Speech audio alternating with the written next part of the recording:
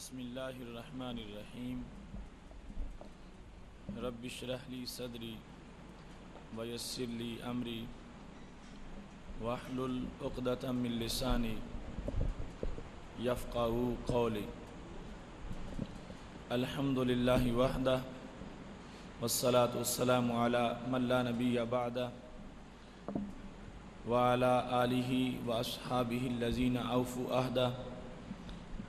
اما بعد فاعوذ باللہ من الشیطان الرجیم بسم اللہ الرحمن الرحیم وَأَقِيمُوا الصَّلَاةَ وَآتُوا الزَّكَاةَ صدق اللہ العظیم وصدق رسولہ النبی الکریم الامین ان اللہ وملائکتہ یصلون علی النبی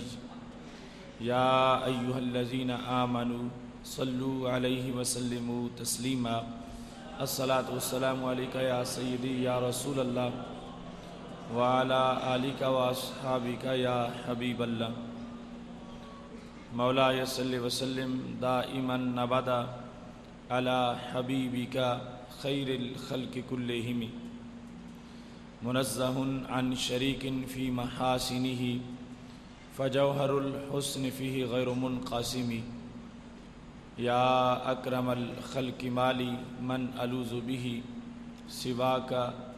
عند حلول الحادث العممی رب صلی وسلم دائما ابدا علی حبیبک خیر الخلق کلہم۔ اللہ تبارک و تعالی جل جلالہ وعم نوالہ واتم برہانہ وعظم شانہ کی حمد و ثنا اور حضور سرور کائنات مفخر موجودات زینت بزم کائنات دستگیر جہاں غم گسار زماں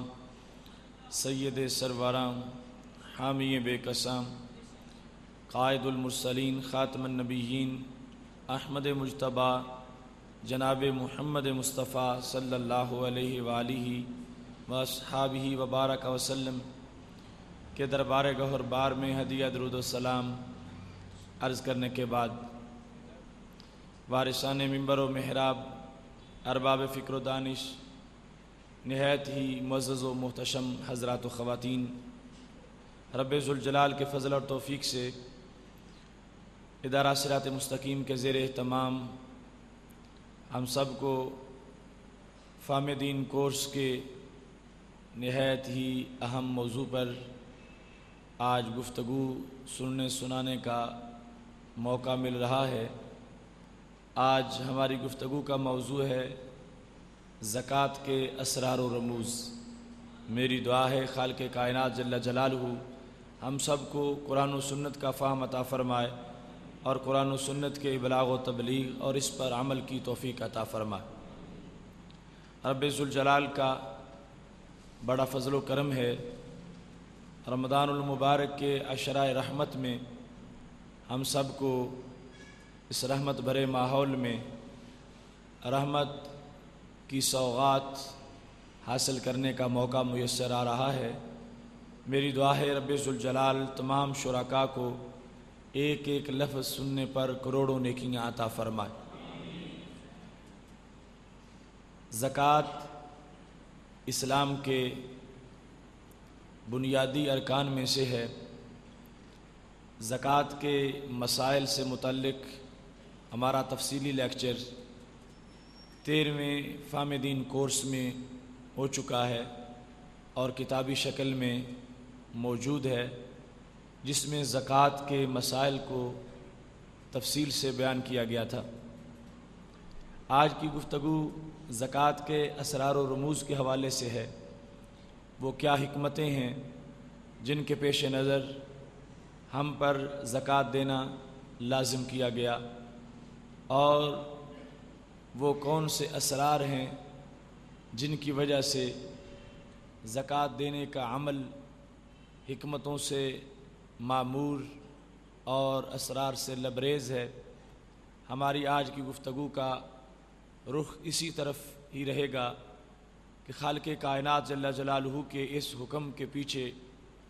کون سی خوبیاں موجود ہیں جس وقت ایک انسان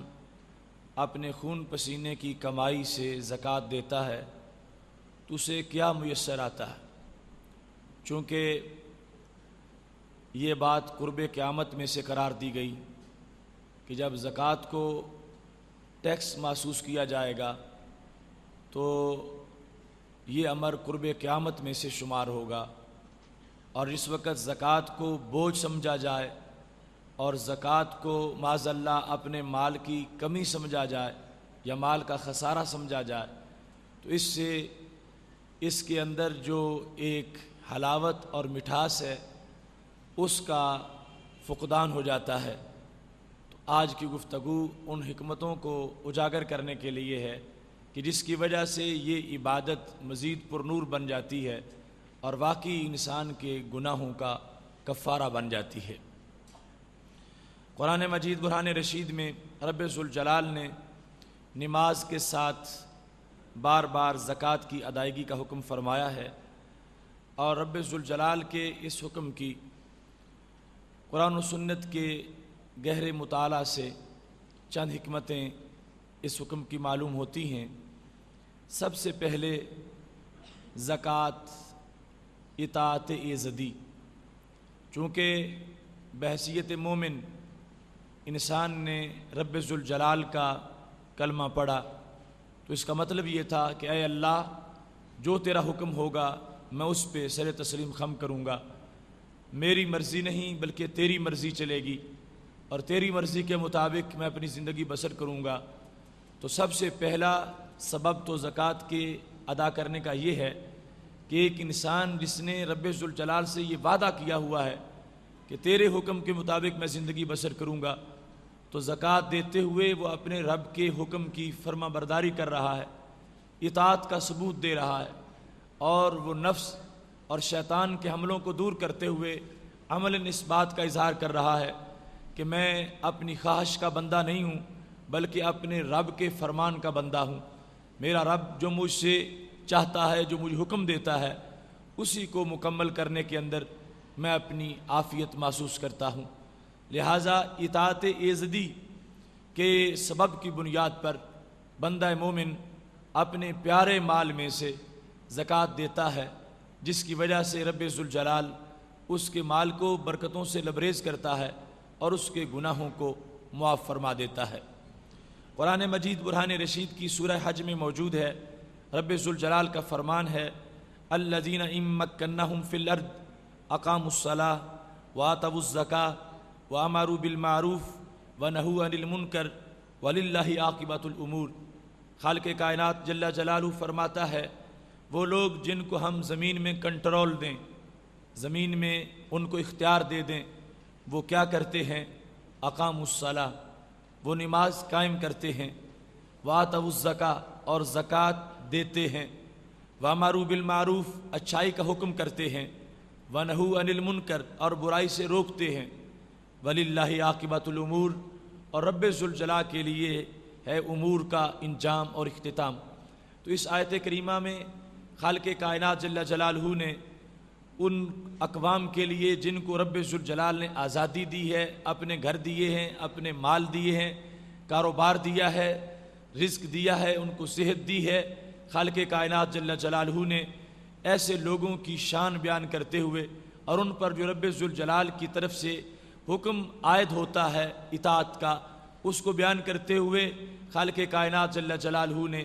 حق پرستوں کا وتیرہ ہی یہ بیان کیا ہے کہ حق پرستوں کی شان یہ ہے کہ وہ نماز پنجگانہ میں بھی رب کو نہیں بھولتے، رب ذوالجلال کو سجدہ بھی ضرور کرتے ہیں، اور اگر وہ مال کما لیں اور ان کے پاس مال آ جائے شرائط کے مطابق، جس وقت اس پہ ٹائم گزر جاتا ہے، تو یقیناً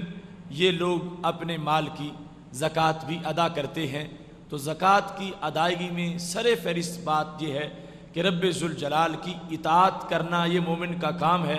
اور مومن کا شعار ہے، اور یہ وفا کا بھی تقاضا ہے۔ اس واسطے اس وفا کے تقاضے کو پورا کرتے ہوئے ایک مومن اپنے مال کی زکوٰۃ ادا کرتا ہے۔ دوسرے نمبر پر زکوٰۃ کی ادائیگی رب ذوالجلال کی محبت کی بالادستی کا اعلان ہے۔ حقیقت میں انسان اپنے محبوب کے ساتھ جو محبت کرتا ہے اسی محبت کے لحاظ سے اس کی آزمائشیں ہوتی ہیں، اسی محبت کے لحاظ سے اس کے امتحانات ہوتے ہیں۔ بندہ مومن نے روز ازل رب ذوالجلال سے محبت کا عہد کیا۔ جب خالق کائنات نے پوچھا الست بربکم، کیا میں تمہارا رب نہیں ہوں؟ قالوا بلا، سب نے کہا کیوں نہیں، تو ہمارا رب ہے۔ اب اللہ کی محبت کا عہد ازل میں کیا، اب دنیا میں جس وقت آ گئے تو اس محبت کے پھر ہم سے مختلف تقاضے ہیں۔ محبت کا سب سے بڑا تقاضا یہ ہے کہ محبوب کی محبت کے مقابلے میں باقی ہر محبت کو سرنگوں کر دیا جائے، محبوب کی محبت ہر محبت پہ غالب کر دی جائے، اور محبوب کی محبت کا جھنڈا ہر جھنڈے سے اونچا کر دیا جائے۔ اب عملاً جس وقت ایک انسان مال کماتا ہے، مال سے بندے کا پیار ہوتا ہے، مال سے بندے کی محبت ہوتی ہے، تو اب دو محبتوں کا آپس میں مقابلہ ہو گیا۔ ایک ہے رب ذوالجلال کی محبت اور دوسری ہے مال کی محبت۔ بندہ مومن زکوٰۃ دے کر یہ ظاہر کرتا ہے کہ رب ذوالجلال کی محبت کے مقابلے میں کوئی محبت نہیں آ سکتی، خالق کائنات جل جلالہ کی محبت کے مقابلے میں کسی محبت کی بات نہیں چلتی، رب ذوالجلال کی محبت کے مقابلے میں مال کی محبت کی کوئی حیثیت نہیں ہے۔ چنانچہ وہ پیارا مال جو اس نے مشقت سے کمایا، محنت سے اکٹھا کیا، جب رب ذوالجلال کی محبت نے یہ چاہا کہ اللہ سے تمہاری محبت سچی تب ہے جب اس کے مقابلے میں باقی ہر محبت کو ذبح کر دو اور ہر محبت کو قربان کر دو، اس نے اپنا پیارا مال اپنے ہاتھوں سے اٹھا کر محض رب کے لیے جس وقت فقراء کو دے دیا ہے، تو بندہ مومن نے اپنے عمل سے یہ ثابت کیا کہ میرے نزدیک جو رب ذوالجلال کی محبت کا مقام ہے وہ کسی اور چیز کی محبت کا مقام نہیں ہے۔ لہٰذا زکوٰۃ کی ادائیگی عملاً اللہ تعالیٰ کی محبت کے سامنے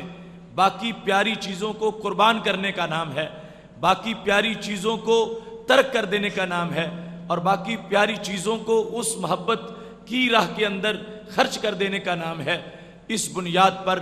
زکوٰۃ ایک ایسا عمل ہے جس کی وجہ سے بندے کے دل میں رب ذوالجلال کی محبت مزید بلند و بالا ہوتی ہے، اور دنیا کی چیزوں کی محبت کو خرچ کرنے سے انسان کو ایک حلاوت اور سرور میسر آتا ہے۔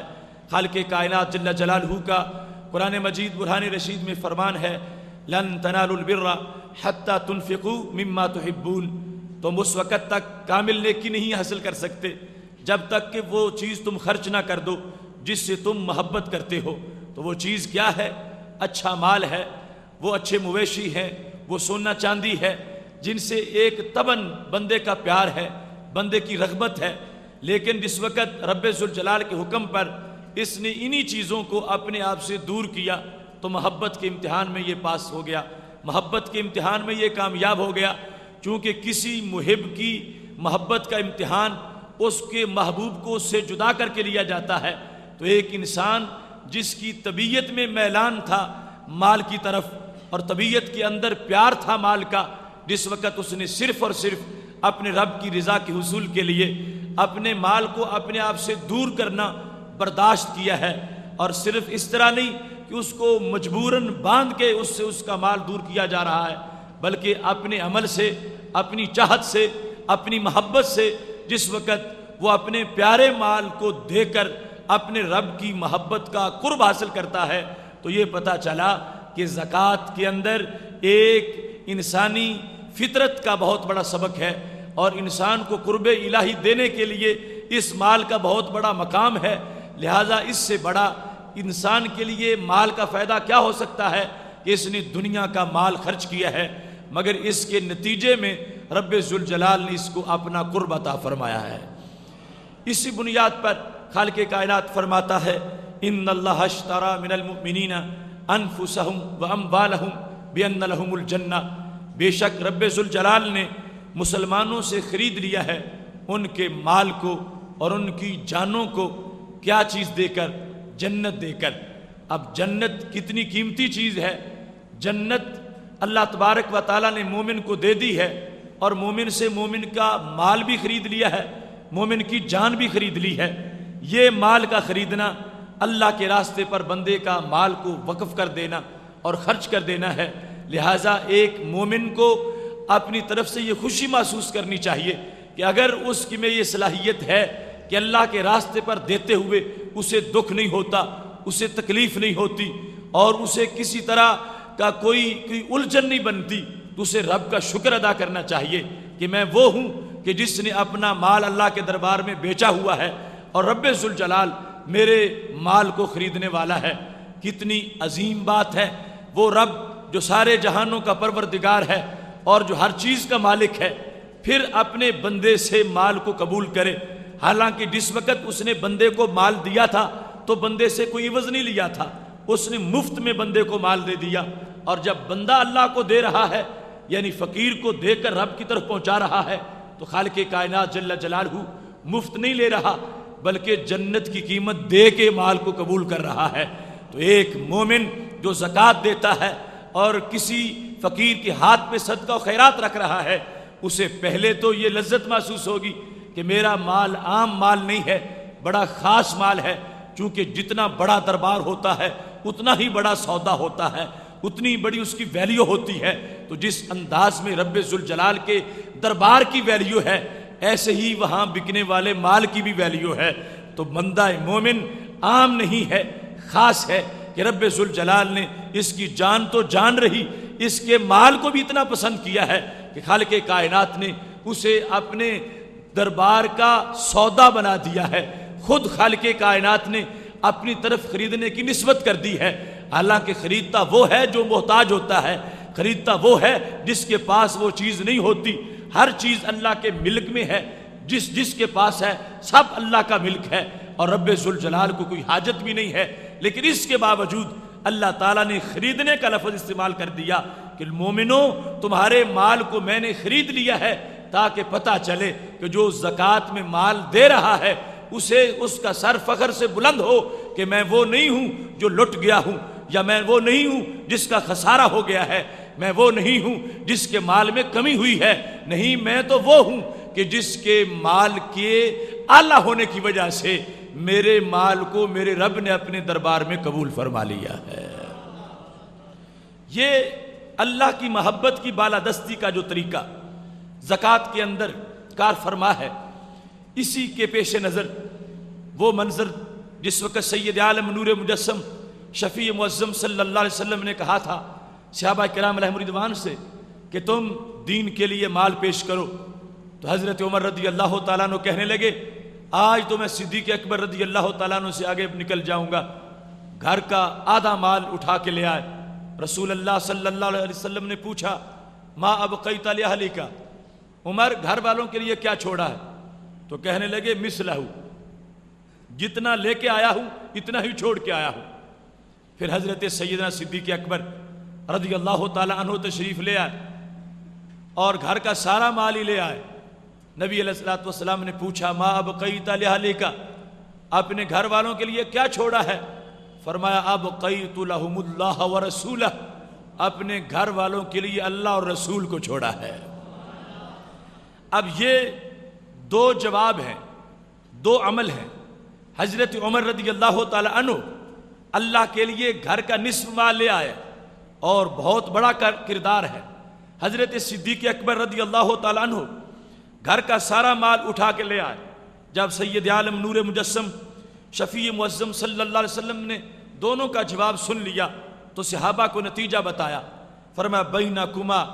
ما بین کلمتیکما، فرمایا تم دونوں میں وہی فرق ہے جو تم دونوں کے جوابات میں فرق ہے۔ ایک کا دل، اس کے اندر رب ذوالجلال کی محبت اس حد تک رچ بس چکی ہے کہ خالق کائنات جل جلالہ کے پیار میں اپنے گھر کی ہر چیز کو پیش کر دیا ہے، اور دوسرے بھی کچھ کم نہیں، لیکن پھر بھی فرق دونوں میں اتنا ہے جو دونوں کے جواب میں نظر آ رہا ہے۔ اس سے پتہ چلا کہ یہ مال دینا حقیقت میں امتحان محبت کو پاس کرنا ہے، اور محبت عزدی کے امتحان کے اندر پہلا نمبر حاصل کرنا ہے۔ جس نے سارا مال پیش کر دیا ہے ان کو نمبر بھی پہلا ملا ہے۔ اقبال کہتے ہیں اتنے میں وہ رفیق نبوت بھی آ گیا جس سے بنائے عشق و محبت استوار، لے آیا اپنے ساتھ وہ مرد وفا سرشت، ہر چیز جس سے چشم جہاں میں ہو اعتبار، بولے حضور چاہیے فکر عیال بھی، کہنے لگا وہ عشق و محبت کا رازدار، اے تجھ سے دیدہ ماہو انجم فروغ گیر، اے تیری ذات باعث تکوین روزگار، پروانے کو چراغ ہے بلبل کو پھول بس، صدیق کے لیے ہے خدا کا رسول بس۔ محتشم سامعین حضرات، زکوٰۃ کے اسرار و رموز میں سے تیسرا اہم فیکٹر جو ہے وہ بخل کا علاج ہے۔ انسان کے اندر اگر بخل نہ ہو تو اس کی حیثیت نورانی بنتی جاتی ہے، اور اگر اس میں بخل ہے تو پھر اس کی قسمت میں اندھیرا آتا جاتا ہے اور دل کے اندر داغ لگتے جاتے ہیں۔ زکوٰۃ فرض کرنے کا مقصد یہ تھا کہ جب بندہ ہاتھ سے کچھ نہ کچھ نکالے گا، کچھ نہ کچھ دے گا، خواہ وہ تھوڑا دے یا زیادہ دے، تو اس سے بخل کا علاج ہو جائے گا۔ بخل جس کو موت کے مشابہ قرار دیا گیا ہے، اس کا علاج جس چیز سے ہو جائے تو وہ چیز معمولی اچھی نہیں، اس کا حسن تھوڑا نہیں ہے۔ لہٰذا سید عالم نور مجسم شفیع معظم صلی اللہ علیہ وسلم نے فرمایا 3 چیزیں بندے کو ہلاک کرتی ہیں، ان میں سے ایک کیا ہے؟ شح مطاع، فرمایا وہ بخل کہ جس کی اطاعت کی جاتی ہے، یعنی بخل کی وجہ سے، بخل کی بات مانتے ہوئے بندہ کسی کے ساتھ تعاون نہیں کرتا، بخل کی بات مانتے ہوئے زکوٰۃ ادا نہیں کرتا، بخل کی بات مانتے ہوئے اپنے پیسے گن گن کے رکھتا ہے اور اسے نادار کے لیے ظاہر نہیں کرتا۔ دوسرے نمبر پر ہوان متبع، نبی علیہ الصلوۃ والسلام فرماتے ہیں وہ خواہش جس کی پیروی کی جائے یہ بھی بندے کو ہلاک کر دیتی ہے۔ وَإِعْجَابُ الْمَرْءِ بِنَفْسِهِ، اور بندہ اگر خود پسند ہو تو یہ کام بھی ایسا ہے جس کی وجہ سے بندہ ہلاک ہو جاتا ہے۔ تو 3 مہلکات کا ذکر کرتے ہوئے ہمارے آقا صلی اللہ علیہ وسلم نے پہلے نمبر پر خطرناک چیز جس کا بیان کیا وہ بخل ہے، اور بخل کی جڑیں جس عمل سے کٹتی ہیں وہ عمل زکوٰۃ کا عمل ہے۔ تو دوسرے لفظوں میں انسانی زندگی کی بقا زکوٰۃ کی ادائیگی میں ہے اور اللہ کے راستے کے اندر دینے میں ہے۔ جس کے پاس نصاب زکوٰۃ نہیں، تھوڑا مال ہے، وہ تھوڑا صدقہ کر دے، تھوڑا دے دے، اس سے بھی بخل کے کانٹے کٹیں گے، اس سے بھی بخل کی جڑیں کٹ جائیں گی، اور جو صاحب نصاب ہے جوں جوں زکوٰۃ دیتا جائے گا دل سے بخل والا مرض ختم ہوتا جائے گا۔ لہٰذا زکوٰۃ سے صرف وہ نادار کا فائدہ نہیں ہو رہا جس کے ہاتھ میں پیسے رکھے جا رہے ہیں، زکوٰۃ سے زکوٰۃ دینے والے کا کتنا فائدہ ہے کہ وہ بخل جس کی وجہ سے دل کی صلاحیتیں ختم ہو جاتی ہیں، دل کا نور ختم ہو جاتا ہے اور دل کی روحانیت ختم ہو جاتی ہے۔ زکوٰۃ وہ مقدس عمل ہے جس عمل کی وجہ سے انسان کے اندر سے یہ بخل والی بیماری مٹتی جاتی ہے، ختم ہوتی جاتی ہے، اور رب ذوالجلال بندے کو روحانی صحت عطا فرما دیتا ہے، اور زکوٰۃ کے عمل کی وجہ سے بخل کے خاتمے کے ساتھ بندے کے دل کو وہ شرح صدر انسان کو میسر آتی ہے جس کی وجہ سے اس کے لیے دنیا میں دیگر تمام امور کے اندر بھی منزلیں آسان ہوتی چلی جاتی ہیں۔ اس سلسلہ میں رب ذوالجلال کا یہ فرمان ذہن میں رکھیے، خالق کائنات فرماتا ہے وَلَا يَحْسَبَنَّ الَّذِينَ يَبْخَلُونَ بِمَا آتَاهُمُ اللَّهُ مِنْ فَضْلِهِ هُوَ خَيْرٌ لَهُمْ بَلْ هُوَ شَرٌّ لَهُمْ، فرمایا وہ لوگ جو بخل کرتے ہیں وہ یہ خیال نہ کریں،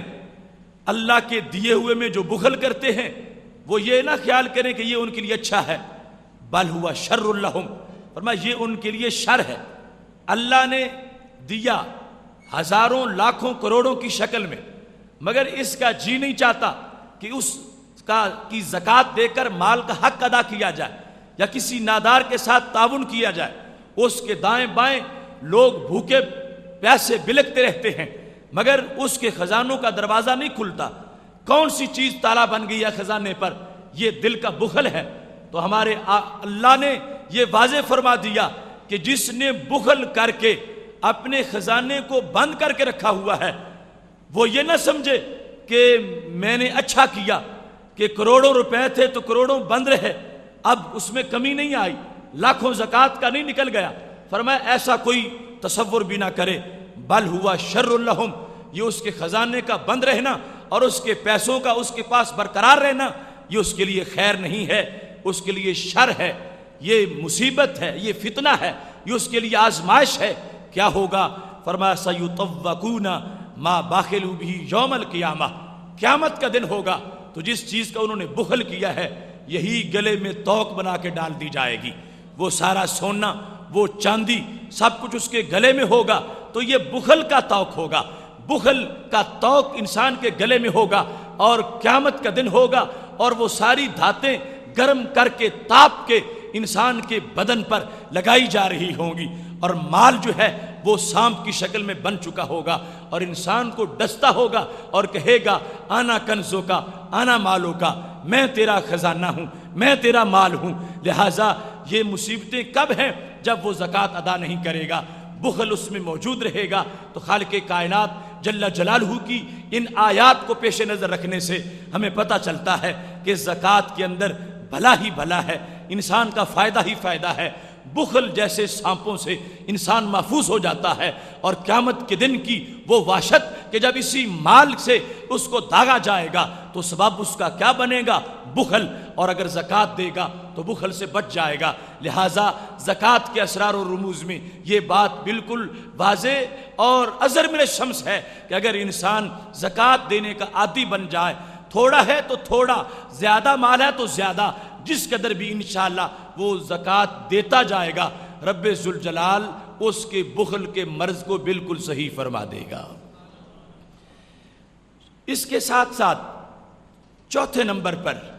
زکوٰۃ کی حکمت ہے شکر نعمت.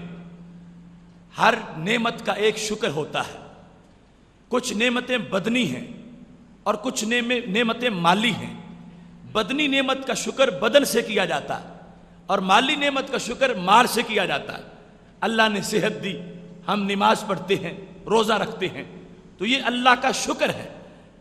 نماز پڑھ کے شکر ادا کیا جا رہا ہے، روزہ رکھ کے شکر ادا کیا جا رہا ہے کہ اے اللہ تو نے میرے بدن کے اندر اتنی نعمتیں رکھی، مجھے صحت دی، مجھے تندرستی دی، مجھے تو نے پیدا کیا، پروان چڑھایا. تو یہ بدن کی بندگی کر کے بدن کی نعمتوں کا شکر ادا کیا جاتا ہے. اور چونکہ مال بھی ایک نعمت ہے تو مال کی نعمت کا شکر کب ادا ہوتا ہے؟ جب زکوٰۃ ادا کی جاتی ہے. تو بدن کی نعمت کا شکر بدن سے، مال کی نعمت کا شکر مال سے. لہٰذا زکوٰۃ کی ادائیگی کے اندر یہ اسرار و رموز ہیں کہ انسان جس وقت زکوٰۃ ادا کر رہا ہے تو وہ رب ذوالجلال کا شکر ادا کر رہا ہے. اور آپ جانتے ہو خالق کائنات جل جلالہ کا شکر ایک تو ویسے انسانی ضمیر اور وفا کا تقاضا ہے کہ جو رب کھلاتا ہے پلاتا ہے اس رب کا شکر ادا کرنا چاہیے. اور دوسرے طور پر اگر کوئی شخص یہ چاہتا ہے کہ جو نعمتیں مجھے میرے رب نے دی ہیں وہ میرے پاس رہیں، مجھ سے چھینی نہ جائیں، تو ان نعمتوں پر پیرا کیسے لگ سکتا ہے اور نعمتوں کو محفوظ کیسے کیا جا سکتا ہے؟ رب ذوالجلال قرآن مجید میں کہتا ہے لَإِن شَكَرْتُمْ لَأَزِيدَنَّكُمْ، اگر تم شکر کرو گے تو پھر تمہیں اور بھی عطا فرما دوں گا. تو پتہ کیا چلا؟ اور تب دیا جاتا ہے جب پہلی چیز برقرار رکھی جائے. اگر پہلی چھین لی جائے تو اضافہ نہیں ہو سکتا. تو خالق کائنات جل جلالہ کا قرآن واضح کر رہا ہے کہ اگر کسی کو مال سے پیار ہے تو مال سے پیار بھی یہ تقاضا کرے گا کہ اس مال کی زکوٰۃ دی جائے، اس مال کی زکوٰۃ پوری کی جائے، ورنہ مال چھن جائے گا یا اس کی برکتیں ختم ہو جائیں گی یا اس میں نحوستیں آ جائیں گی. رب ذوالجلال فرما رہا ہے اگر شکر کرو گے تو میں تمہیں مزید دوں گا، اضافہ کر دوں گا. لہٰذا جس وقت ہم زکوٰۃ ادا کرتے ہیں تو خالق کائنات جل جلالہ کے وعدے کے مطابق رب ذوالجلال اس مال کو برقرار رکھتا ہے. اور برقرار ہی نہیں بلکہ اپنی طرف سے اس میں برکتوں کا اضافہ فرما دیتا ہے. پانچویں نمبر پر زکوٰۃ کے اسرار و رموز میں غرباء کے ساتھ تعاون ہے. چونکہ جو نادار لوگ ہیں، بے سہارا لوگ ہیں، ان کا سہارا بننا اسلام میں یہ بہت بڑا جہاد ہے، بہت بڑی نیکی ہے. اور اس کو رب ذوالجلال کے دربار میں بڑا ہی پسند کیا گیا ہے. اب اس شخص نے زکوٰۃ ادا کی، اپنا فائدہ بھی ہوا اور جس فقیر کو دی اس کے گھر چولہا جلا، اس کے بچوں کو کھانا ملا، اس کے بچوں کو کپڑا مل گیا، اس کی ضرورتیں پوری ہو گئیں. تو یہ کام معمولی سا کام نہیں ہے، کتنا بڑا کام ہے. سیدنا ابو ہریرہ رضی اللہ تعالی عنہ کہتے ہیں رسول اللہ صلی اللہ علیہ وسلم نے ارشاد فرمایا ہے من نفس عن مؤمن کربۃ من قرب الدنیا نفس اللہ عنہ قربۃ من قرب یوم القیامہ. فرمایا جو شخص کسی مومن کی ایک مصیبت کو دور کر دے، اس کے ایک دکھ کو مٹا دے، ایک تکلیف دور کر دے، تو اس کے عوض میں رب ذوالجلال اس تکلیف دور کرنے والے کی تکلیفیں قیامت کے دن کی دور فرما دے گا. آپ جانتے ہیں قیامت کے دن کی ہولناکیاں اور قیامت کے دن کے جو مصائب ہیں، قیامت کے دن کی جو دہشت ہے اور وحشت ہے، اور قیامت کے دن کے اندر انسان کے لیے جو پریشانیاں ہیں. اگر اس دن اپنے طور پر کوئی بندہ یہ چاہے کہ میں پوری دنیا خرچ کر دوں اور میری سختیاں ختم ہو جائیں، تو قیامت کے دن ایسا اس کے لیے نہیں ہو سکے گا. لیکن دنیا کی زندگی میں اس کے لیے کتنے سنہری چانس ہیں اور کتنا سنہری موقع ہے. ہمارے محبوب حضرت محمد مصطفیٰ صلی اللہ علیہ وسلم ارشاد فرماتے ہیں، آج تم نے جس وقت پیسہ دیا کسی نادار کو، اس کو کھانا مل گیا، اس کو کپڑا مل گیا، اس کی ضرورت پوری ہو گئی. فرمایا تم نے اس کی ایک پریشانی کو ختم کیا ہے، رب ذوالجلال نے اس کے عوض میں تمہاری حشر والی پریشانی ختم کر دی ہے. حشر کی ہولناکیوں کے اندر پریشانیوں کا دور ہو جانا یہ بہت بڑا سہارا ہے انسان کے لیے. لہٰذا یہاں جس وقت غرباء کے ساتھ تعاون کیا جا رہا ہے اور غرباء کی مدد کی جاتی ہے، اس غرباء کے ساتھ تعاون کی وجہ سے بندے کو خود اتنا بڑا مقام میسر آئے گا، اتنی اس کے لیے سہولتیں پیدا ہو جائیں گی. ہمارے نبی علیہ الصلوۃ والسلام فرماتے ہیں، وَمَنْ يَسَّرَ عَنْ مُعْسِرٍ يَسَّرَ اللَّهُ عَلَيْهِ فِي الدُّنْيَا وَالْآخِرَةِ. جو کسی انسان کی مشکل کو حل کرتا ہے، اس کی مشکل میں اس کے ساتھ مدد کرتا ہے، تعاون کرتا ہے، کیا ہوگا؟ یسر اللہ علیہ فی الدنیا والآخرہ، اللہ اس کے لیے دنیا میں بھی آسانی پیدا فرما دے گا اور آخرت میں بھی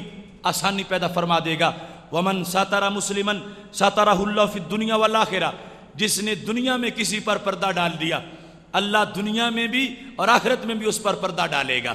اب جس وقت ایک انسان کا بھوک کا مسئلہ ہوتا ہے، عزت بے عزتی کا معاملہ ہوتا ہے، ایک سفید پوش انسان کے لیے جب زندگی مشکل ہو گئی ہو، اس کا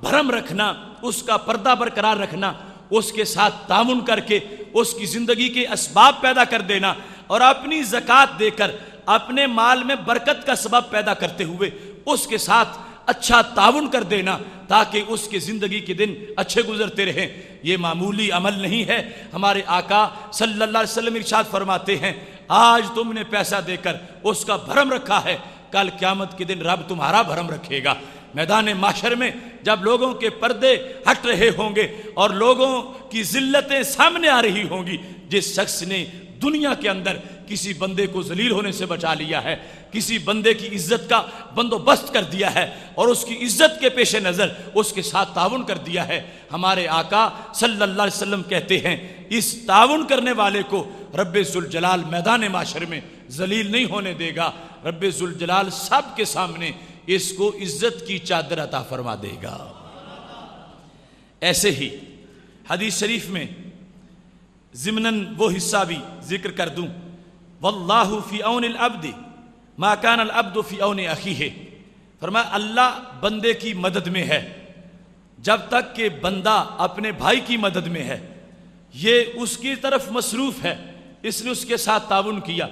رب ذوالجلال نے اپنے فضل کا رخ اس کی طرف کر دیا، اس کے کام خود بخود ہوتے گئے، اس کے وارے نیارے ہو گئے اور رب ذوالجلال کی طرف سے اس کے لیے بہترین سہارے پیدا ہو گئے.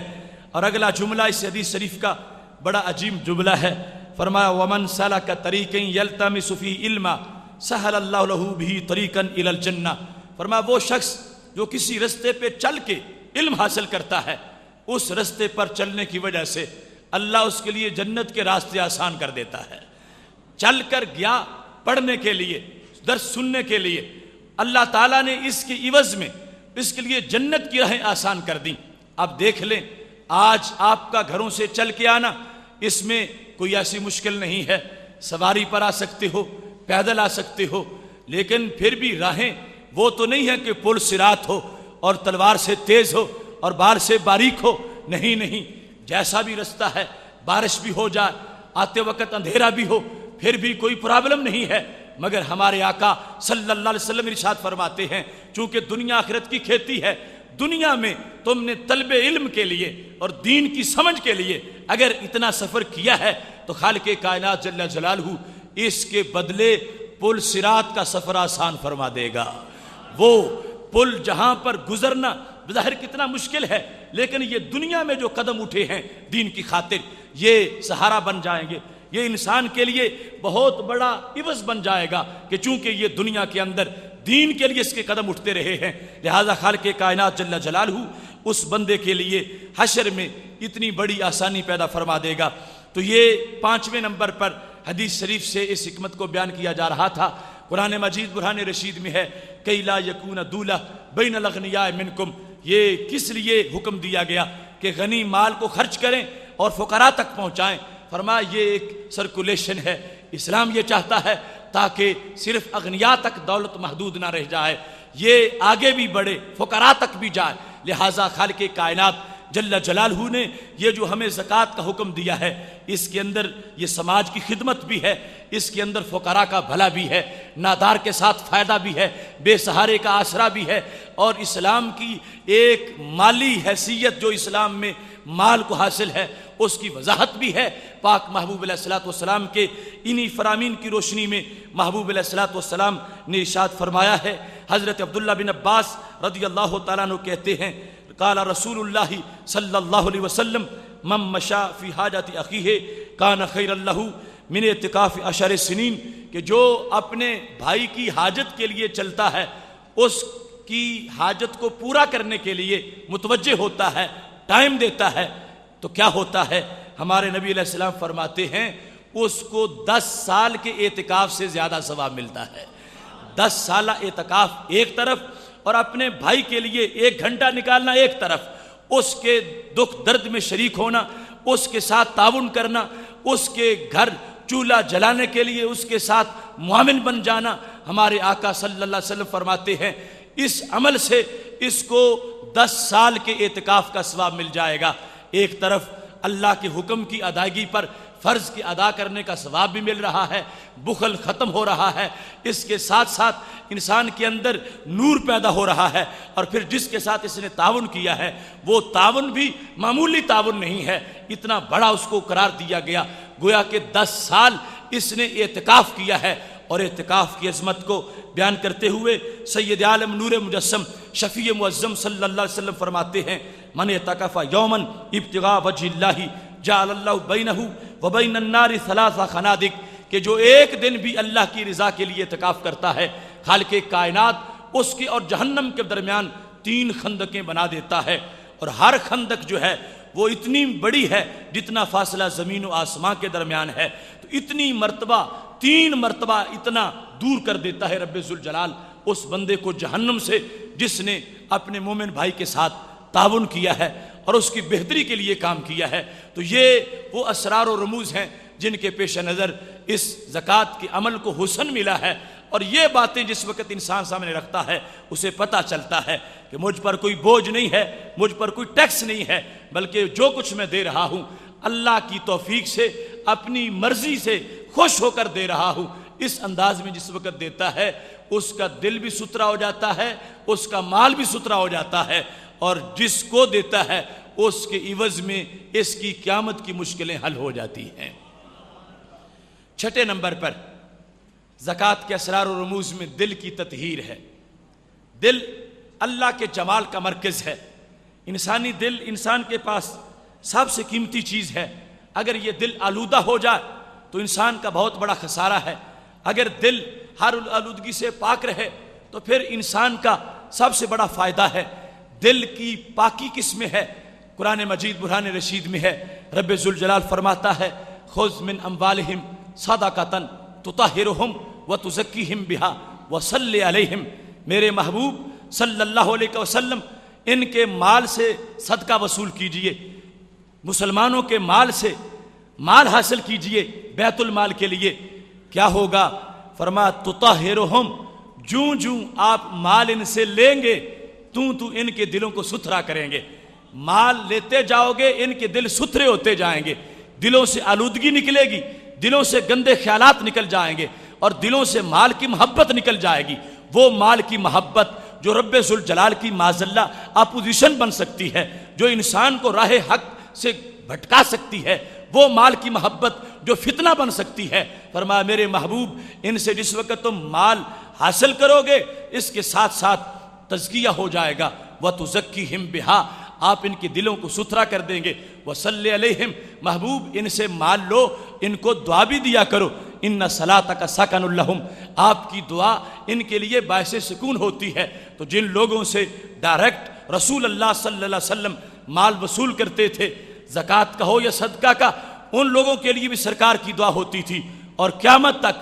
آج نبی علیہ الصلوۃ والسلام کی طرف سے بحیثیت نائب جو اس زکوٰۃ کو وصول کرتا ہے اور مصرف تک پہنچاتا ہے، اللہ کے فضل سے امید ہے کہ گنبد خضرا کے مکین حضرت محمد مصطفیٰ صلی اللہ علیہ وسلم کی دعائیں یقیناً ان لوگوں کی طرف متوجہ ہوتی ہیں اور رحمت جھوم کے برستی ہے۔ جیسے ظاہری حیات میں جو زکوٰۃ دیتا تھا نبی علیہ السلام کی دعاؤں کا مستحق بن جاتا تھا، آج بھی جو شخص صدق کے دل سے اپنے مال کی زکوٰۃ دے رہا ہے وہ نبی علیہ السلام کی دعاؤں کا مستحق بن رہا ہے۔ لہٰذا یہ اس کے اندر روحانیت اور معنویت ہے کہ صدیوں کا فاصلہ درمیان میں سے مٹ جائے گا اور ایک انسان تھوڑا سا مال دے کر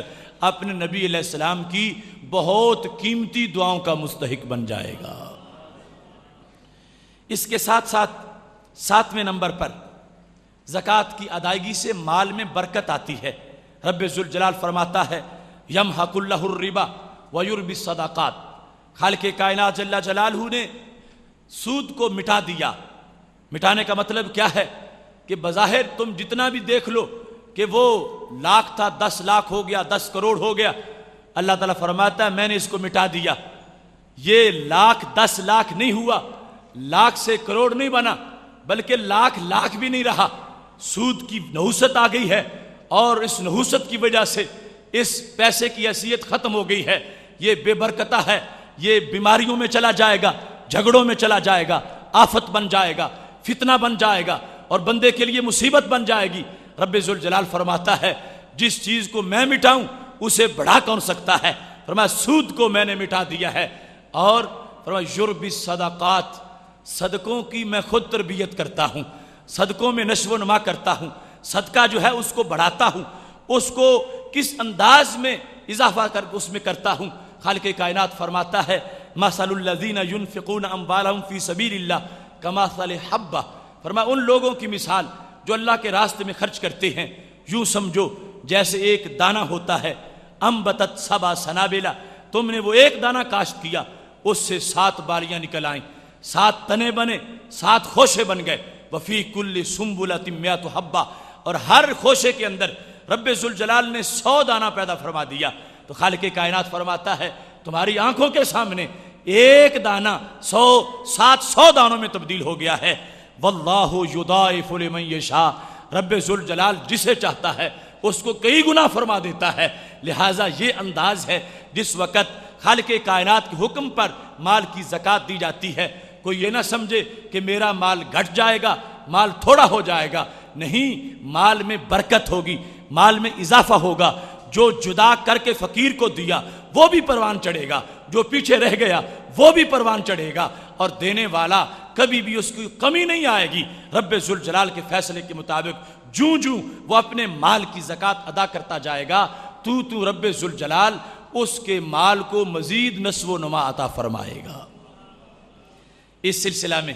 کتنا خوبصورت فرمان ہے ہمارے آقا صلی اللہ علیہ وسلم کا، فرمایا ما من یوم یصبح العباد فیہ الا ملکان ینزلان، روزانہ جب صبح کا وقت ہوتا ہے تو 2 فرشتے آسمانوں سے اترتے ہیں ہر روز، باقی ہزاروں فرشتوں کا نزول ہوتا ہے، مگر 2 فرشتے بطور خاص ایک کام کے لیے روزانہ اترتے ہیں۔ ایک فرشتے کی ڈیوٹی کیا ہے؟ فیقول احدہما، ایک فرشتہ کہتا ہے اللہم آت منفقن خلفا، اے اللہ جو تیرے رستے میں خرچ کرتا ہے جتنا اس نے خرچ کیا اس کی جگہ اس کو اور عطا فرما دے۔ آتے منفقن خلفا، اس کی جتنی بوریاں خالی ہوئی ہیں اے اللہ اتنیاں بوریاں بھر دے، جہاں پیسے اس نے اٹھا کے فقراء کو دیے اے اللہ اس جگہ اور پیسے اس کو عطا فرما دے۔ آتے منفقن خلفا،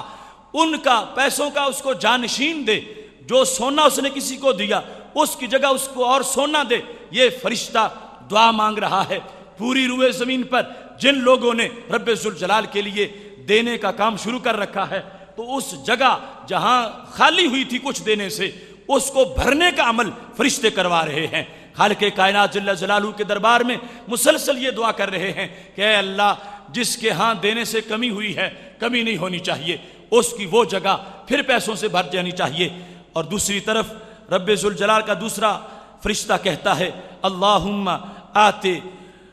اے اللہ آتے ممسکن تلفا، جس نے مال روکا ہوا ہے اور فقیروں کو نہیں دیتا، جس نے مال روکا ہوا ہے نادار کو نہیں دیتا، جس نے مال روکا ہے حاجت مند کو نہیں دیتا، اے اللہ اس کے مال کو تلف کر دے، اس کے مال کو ضائع کر دے، اس کے مال کو خائب و خاسر کر دے۔ اب دونوں طرح کی طاقتیں جو ہیں وہ موجود ہیں اور دونوں طرح کے فرشتے دعا مانگ رہے ہیں۔ کتنا اچھا ہوگا کہ انسان فرشتوں کی دعا کا مستحق بن جائے، نہ کہ وہ جو دعائے نقصان ہے اس کا مستحق بنے، چونکہ جو دینے والا ہے اس کے بارے میں فرشتوں کی دعا یہ ہے اے اللہ منفق کو خلف عطا فرما، جو خرچ کرتا ہے اس جگہ اور پیسے آ جائیں۔ اور دوسرا فرشتہ کہتا ہے اے اللہ جو خرچ نہیں کرتا، جس نے پیسے گن گن کے رکھے ہوئے ہیں، روک کے رکھے ہوئے ہیں، مانگتا رہا اس نے نہیں دیے، اپنی زکوٰۃ ادا نہیں کی، مال کا صدقہ ادا نہیں کیا، کیا کر اے اللہ اس کو تلف کر دے، اس کو ضائع کر دے۔ لہٰذا برکت اسی میں ہوگی، فائدہ اسی میں ہوگا کہ جس وقت ایک انسان اللہ کے دیے ہوئے مال کو اللہ تعالیٰ کے لیے خرچ کرتا جائے گا، رب ذوالجلال اس کو کمی نہیں آنے دے گا، بلکہ خالق کائنات اپنے خزانوں میں سے حظ وافر اس بندے کو عطا فرما دے گا۔ 8ویں نمبر پر زکوٰۃ کی ادائیگی، یہ اللہ کے راستے میں شہادت کا پیش خیمہ ہے۔ انسانی زندگی کی بہت بڑی چاہت یہ ہے کہ انسان اللہ کے راستے میں شہید ہو جائے، تو یہ زکوٰۃ کی ادائیگی کا عمل ایک ریہرسل ہے، راہ حق میں شہادت کی تیاری ہے۔ جو رب کے نام پر مال نہ دے سکے وہ جان کیسے دے سکے گا؟ تو یہ سالانہ اور اس کے علاوہ جو صدقہ و خیرات کا حکم دیا گیا ہے، مقصد یہ تھا کہ انسان کو مال بھی پیارا ہوتا ہے، جان بھی پیاری ہوتی ہے، اور ادھر رب سے بھی پیار ہے، اور محبتوں کا جب مقابلہ ہو جائے تو پھر رب کی محبت کو ترجیح دینی ہے، اور پھر محب پکا ہوتا ہی وہ ہے جو اپنے محبوب کی محبت کے سامنے کسی اور محبت کو جائز ہی نہ سمجھے اور کسی اور محبت کی کوئی پرواہ نہ کرے۔ جب محبت یہ ہے کہ محبت میرے رب سے ہے، اب اس کے مقابلے میں محبت مال کی بھی ہے، اس کے مقابلے میں محبت جان کی بھی ہے۔ جس وقت انسان نے مال اللہ کے راستے میں دیا تو ثابت کر دیا کہ اللہ کی محبت کے مقابلے میں مال کی کوئی محبت نہیں ہے۔ یہ محبت جس وقت بار بار ذبح ہوگی، مال کی محبت بار بار قربان ہوگی، اور بار بار انسان مال اپنے رب کے لیے قربان کرے گا، اس سے بالآخر اس کے اندر یہ حوصلہ پیدا ہوگا کہ جس محبوب کے لیے مال قربان کیا جا سکتا ہے اس کے لیے جان بھی قربان کی جا سکتی ہے۔ لہٰذا خالق کائنات نے یہ انداز رکھا ہے، تدریجاً بندے کو تربیت دی جاتی ہے اور تربیتاً اس کو پروان چڑھایا جاتا ہے۔ مشکل سبق پہلے نہیں دیا جاتا، پہلے آسان سبق دیا جاتا ہے، اور پھر آہستہ آہستہ وہ آسان سبق ہی مشکل کے لیے بھی بندے کو قابل بنا دیتا ہے۔ مال قربان کرنا آسان ہے، جان قربان کرنا مشکل ہے، تو اسلام نے زکوٰۃ رکھی تاکہ مال کی قربانی کا بندہ عادی بن جائے۔ جب مال کی قربانی کا عادی بن جائے گا تو پھر اس کو یہ اپنے آپ کو باور کرانا آسان ہوگا کہ اللہ ہے وہ محبوب ہے، اس کے لیے اپنی جان سے بھی پیار نہیں کرنا چاہیے۔ تو پھر جب کبھی اسلام کو ضرورت پڑے یہ بندہ اپنی جان ہتھیلی پہ رکھ کے اللہ کے دربار میں نکلے گا اور یہ کہے گا تجھے وہ شاخ سے توڑیں زہے نصیب تیرے کہ تڑپتے رہ گئے گلزار میں رقیب تیرے، کہ کتنا خوش قسمت ہے تو کہ تیری جان کو رب قبول کر رہا ہے، کیونکہ جتنا بڑا دربار ہوتا ہے اتنا بڑا وہاں کا سوتا ہوتا ہے۔ باقی سارے گلزار میں تڑپتے رہ گئے، کسی پھول کو اس نے پسند نہیں کیا، تیری جان اس کو کتنی پسند آئی ہے کہ جس جان کو اس نے اپنے دربار میں قبول کر لیا ہے۔ لہٰذا یہ مانوی برکت ہے زکوٰۃ کے اندر کہ زکوٰۃ دینے کی وجہ سے بندے کے اندر اللہ کے راستے میں جان قربان کرنے کا جذبہ بھی پیدا ہو جاتا ہے۔ 9 نمبر پر زکوٰۃ جو ہے یہ رب ذوالجلال سے ایک تازہ رابطہ ہے۔ آپ دیکھیں زکوٰۃ میں کچھ لوگ فقراء کو بوجھ بھی سمجھتے ہیں، لیکن حقیقت یہ ہے کہ فقیر کا ہاتھ تو ہمارے لیے بہت بڑا سہارا ہے۔ فقیر کا ہاتھ، اس سے بڑی مشکلیں حل ہو گئی ہیں۔ اب زکوٰۃ بندے کو ادا کرنی پڑتی اور اس نے آسمانوں پہ جا کے جمع کرانی ہوتی تو کتنا مشکل مسئلہ ہوتا، کتنا دور جانا پڑتا، کتنا خرچ کرنا پڑتا۔ آخر جس پر زکوٰۃ فرض ہے ادائیگی تو اس پر لازم ہوتی، مگر ادائیگی کیسے ہوتی، کہاں جا کے جمع کراتا تو پھر یہ ادائیگی ہوتی۔ یہ معاشرے کے اندر نادار انسان ہمارے لیے وہ ایک ابر کرم ہے کہ ہاتھ اس کا ہے، مگر جب پیسہ وہاں رکھیں تو اللہ کے دربار میں پہنچ جاتا ہے۔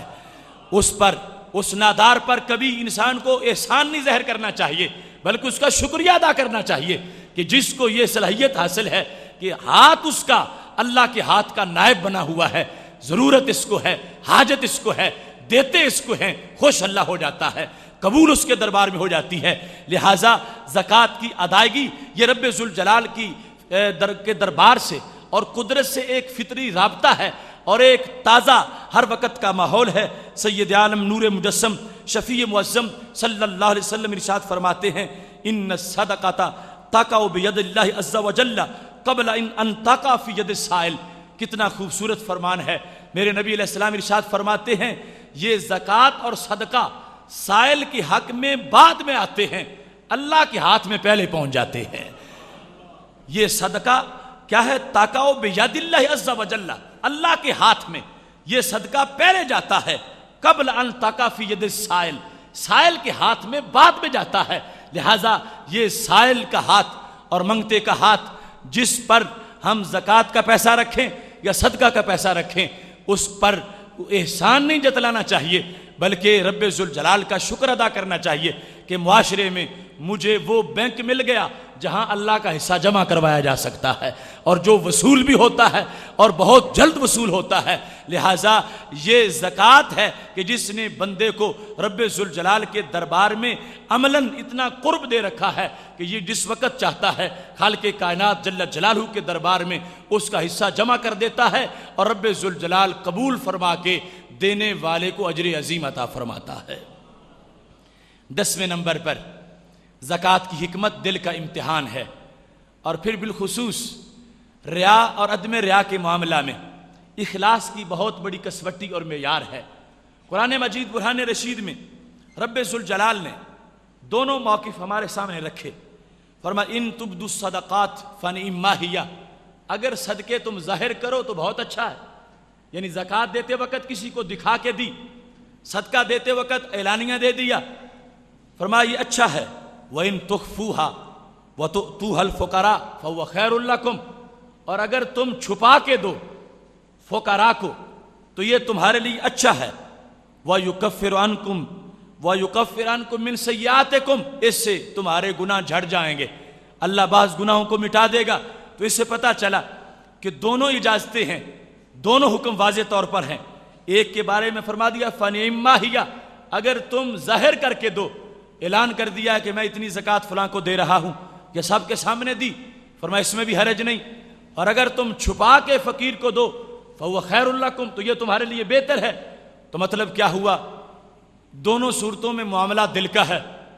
اگر اعلانیہ دیتے وقت بھی مقصد ریا نہیں ہے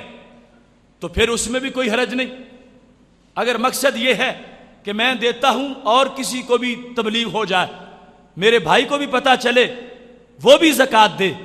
میرے دینے پر اس کو بھی رغبت پیدا ہو،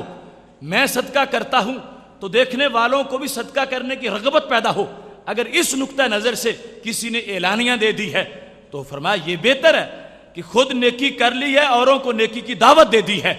اور اگر ایسا ہو کہ دل میں وسواس آ سکے، ریا کا خطرہ ہو، یہ وہم پیدا ہو سکے دل کے اندر کہ میں دوں تاکہ لوگوں کو پتہ چلے کہ میں بہت کچھ دیتا ہوں، تو پھر اس سلسلہ میں اخلاص نہیں رہے گا، پھر زکوٰۃ کا ثواب ختم ہو جائے گا، پھر بیماری کی حیثیت بن جائے گی۔ تو اس واسطے انسان کا اپنا اپنا ضمیر ہے، اپنی اپنی صورتحال ہے، اس کو پیش نظر رکھتے ہوئے اسے زکوٰۃ کے عمل کی طرف متوجہ ہونا ہے۔ اور یہ پھر ایک دل کا واضح طور پر امتحان ہے۔ اگر اعلانیہ زکوٰۃ دینا جائز نہ ہوتا اور سب پر فرض ہوتا کہ زکوٰۃ تم نے چھپ کے ہی دینی ہے تو پھر دل کا امتحان نہ ہوتا۔ رب ذوالجلال نے فرما دیا ہم نے تمہارے لیے جائز رکھا ہے، اعلانیہ بھی دے سکتے ہو، چھپ کے بھی دے سکتے ہو۔ جب اعلانیہ جائز ہے اور ادھر ریا حرام ہے، ریا کو شرک خفی کہا گیا ہے، تو پتہ چلا کہ زکوٰۃ کی ادائیگی یہ بندے کا بہت بڑا امتحان ہے کہ جس وقت اعلانیہ طور پر دے رہا ہوگا ساتھ دل کو کنٹرول کرے، ایک لمحہ کے لیے بھی اپنے دل میں وہ کوئی دوسرا خیال نہ آنے دے۔ اگر ایسی صورتحال کے اندر ایک انسان اپنی زکوٰۃ کی ادائیگی کر چکا، اسے سمجھنا چاہیے کہ اللہ تعالیٰ نے اس کو پہاڑوں سے بھی زیادہ طاقت عطا فرمائی ہے۔ کیونکہ وہ حدیث شریف جس میں سید عالم نور مجسم شفیع معظم صلی اللہ علیہ وسلم نے فرمایا کہ اللہ نے زمین پیدا کی تو وہ کانپ رہی تھی،